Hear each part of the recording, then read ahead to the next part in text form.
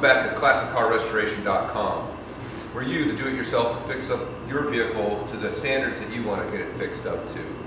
It's been a while since we met.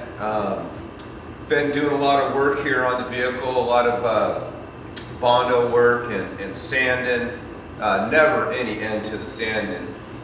Recently we've been working on the dash here, disassembling the dash. All of these knobs are all frozen shut. I've taken a couple of them off. I've had to resort to a grinder to actually get these things out of here.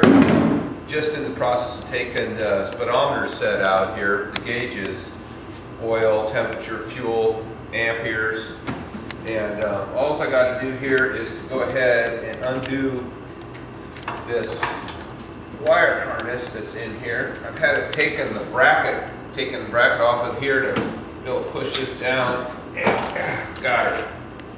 So there's your main gauge set. Wire harness is intact. All we have to do is plug a new one back in. We'll send this one into the rebuild shop, but the finish is all tarnished and whatnot. The chrome's all been corroded off there years ago, so we'll probably just end up getting a replacement set for the gauge set. So we're just kind of working our way over, trying to get out any of these gauges that we can. Most of them, you can see somebody's been wrenching on this thing, and so as a result of it, it's completely stripped out. So we're just going to grind it off is what we're going to do. So we'll come in with our grinder, being careful not to damage the actual dash. It's a pretty delicate operation.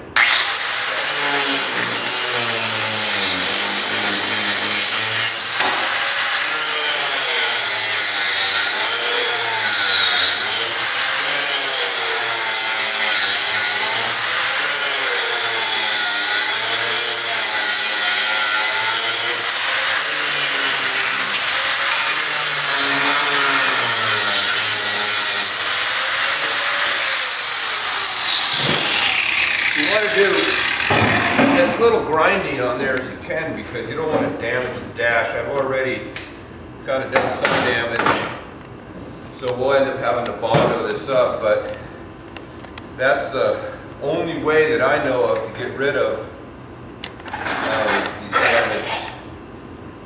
You can see how corroded this all is here. The nuts all corroded off of there. So pretty much what you do is you just come in and grind these things off, and then we'll come back through sand and put some Bondo to smooth out any divots that we introduce by grinding. Here's our transmission hump.